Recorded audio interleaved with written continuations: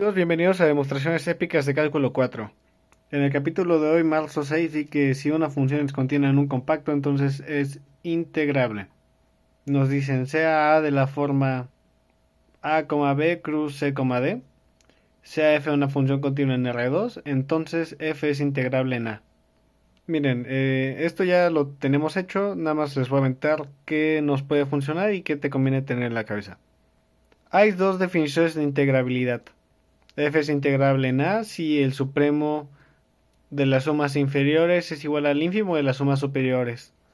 Y para toda epsilon positiva existe una P partición de A tal que la suma superior de F con respecto a esa partición P menos la suma inferior de F con respecto a esa partición P es menor a epsilon.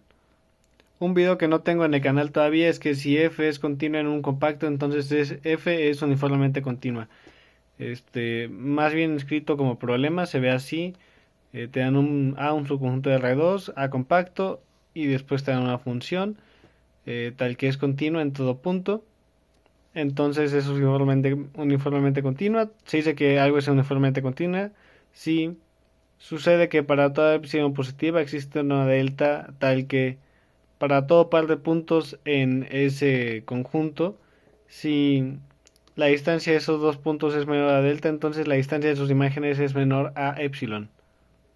También esta que hicimos en clase, que básicamente f es continua en R2 y para todo conjunto abierto, conjunto compacto, se tiene que la función alcanza su máximo y su mínimo dentro de ese conjunto. Bueno, que exista un máximo y un mínimo. Bueno, podríamos decir f alcanza su máximo y su mínimo en E.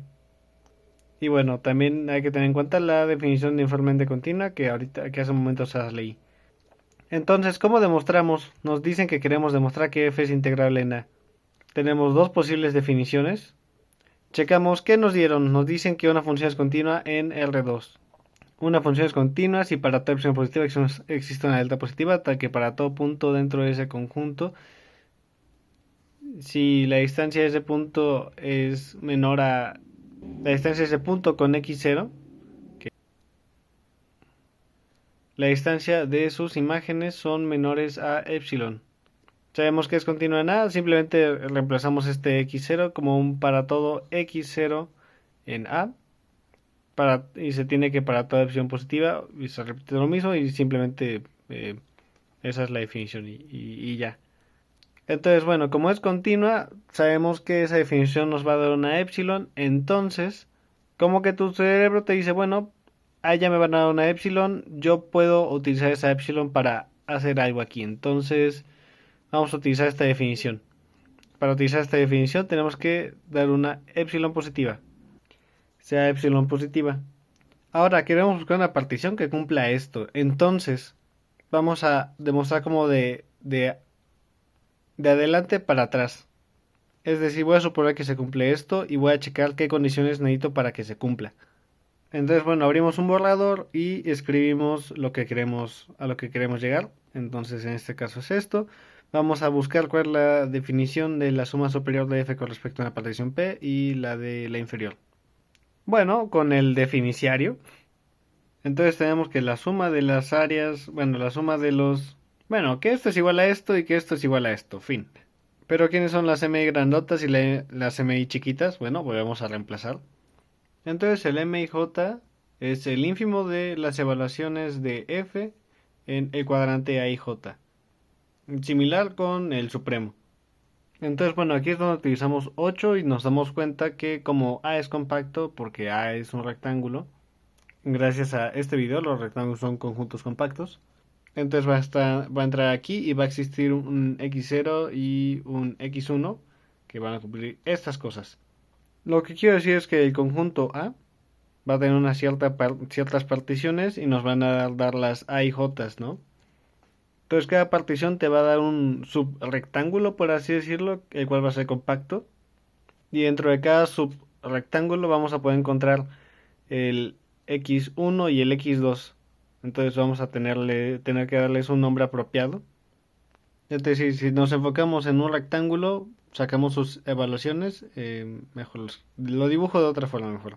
Entonces, algunas de sus evaluaciones va a dar una altura como la mínima y otra de sus evaluaciones la va a dar como el máximo. Entonces, como existe el mínimo y el máximo, entonces son iguales al ínfimo. Entonces, bueno, podríamos considerar como al punto U y J como un punto dentro de un subrectángulo de A inducido por la partición, donde se alcance un mínimo, y a un V y J como un punto en el subintervalo, en el subrectángulo inducido por la partición P en A, como el punto donde se alcanza el máximo. Bueno, que se alcance el máximo una vez aplicada la F, pues. Bueno, creo que lo dije volteado a lo que pensaba, pero sí, en esencia es esto. Esta evaluación va con respecto al mínimo y esta evaluación va con respecto al supremo. Podemos factorizar el área de A y J y ya factorizado nos queda así. Observas algo muy importante, es que ocupas dos puntos. Y no dos puntos en A, los ocupas dos puntos en A y J.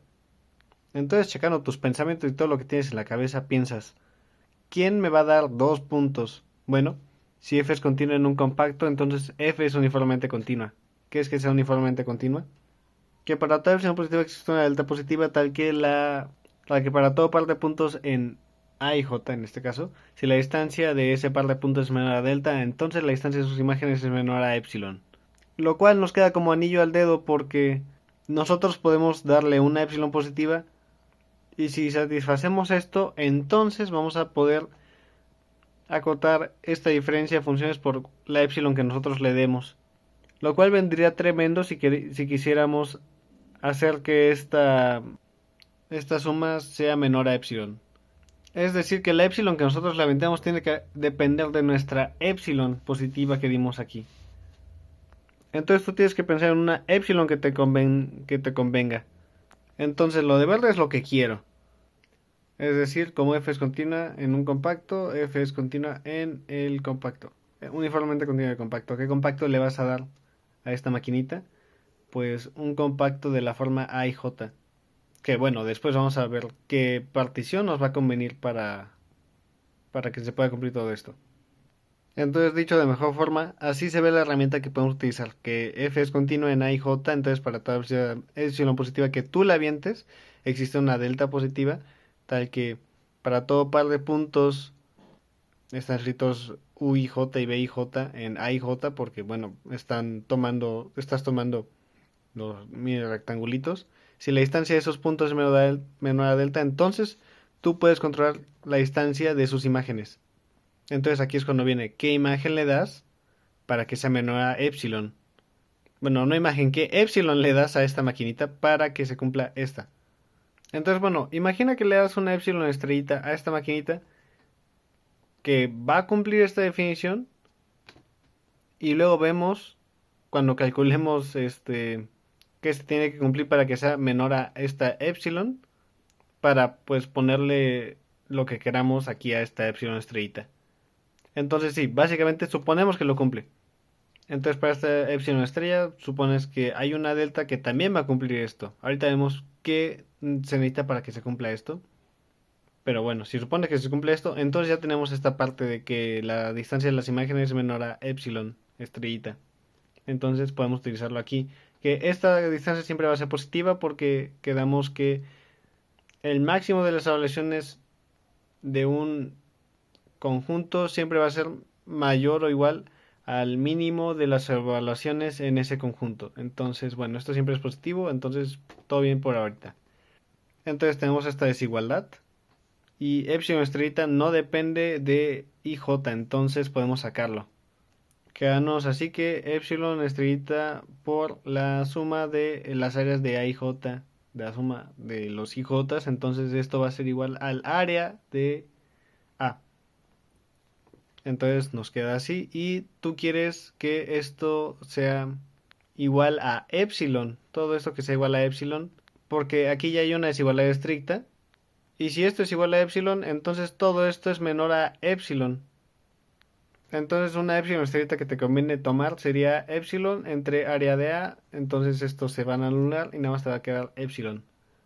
Entonces bueno, ya encontraste la epsilon que va a cumplir esto, que va a cumplir esto. Pero quedamos pendientes en encontrar una p partición de a que vaya a cumplir esto. Entonces, bueno, el profe aquí fue cuando dijo de que, bueno, chicos, ya encontramos la epsilon, lo demás no está tan feo, pueden aventárselo así de una, sin borrador. Entonces, bueno, vamos a creerle y a ver qué sucede. Entonces, bueno, sea epsilon positiva, considera la epsilon que ya sé que funciona, la epsilon estrellita.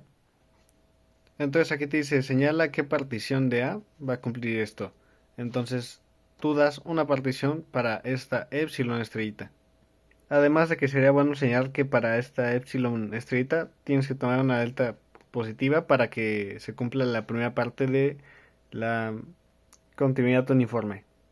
Entonces vamos a dar ambas.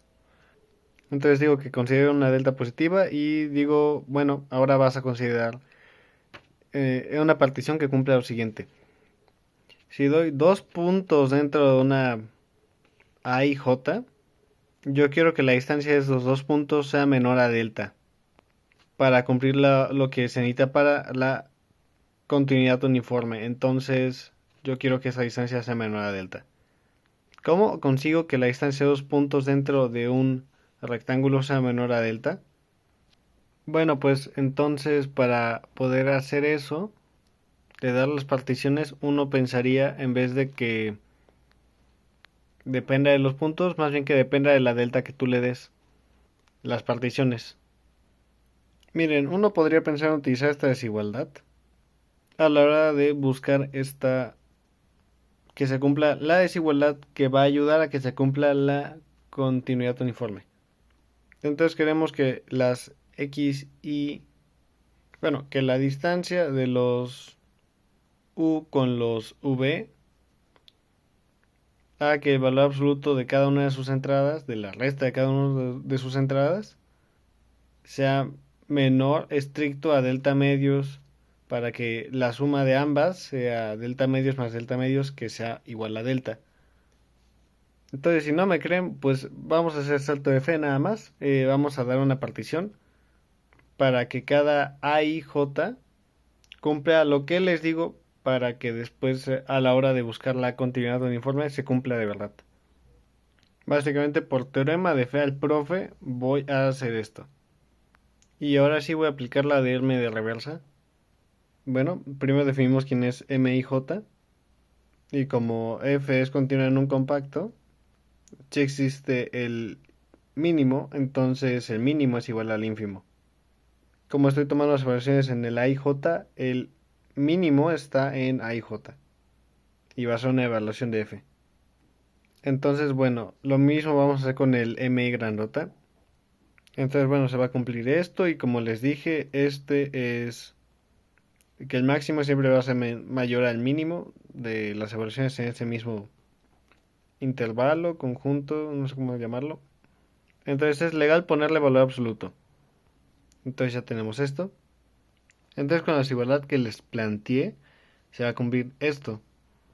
Pero nosotros también ya habíamos planteado que la distancia de estos intervalos de A y J es menor a delta medios. Entonces, estos que están contenidos dentro de este intervalo también van a ser menores a delta medios. Y estos también con estos. Entonces, bueno. Entonces ya se cumplió la primera parte de ser uniformemente continua. Entonces ya podemos utilizar la segunda parte que sería esta. Nada más que en vez de epsilon sería epsilon estrellita. Entonces ya que se cumplió de epsilon estrellita, lo vamos a utilizar en esta parte. Entonces voy a escribir aquí arriba. Como este es menor a epsilon estrellita, pues simplemente todo esto va a ser menor a esto. Y epsilon estrellita no depende de IJ, entonces lo podemos sacar. Entonces esto va a ser epsilon estrellita por el área de A, porque se va a sumar con respecto a las IJ, entonces esto es área de A.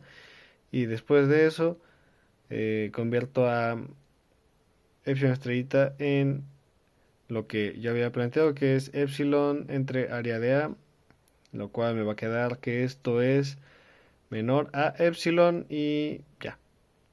Entonces simplemente utilizamos esto de epsilon y se va a cumplir esta desigualdad. Por lo tanto, f es integrable en A. ¡Bravo! Saludos a Karen. Te amo, preciosa. Bravo, bravo.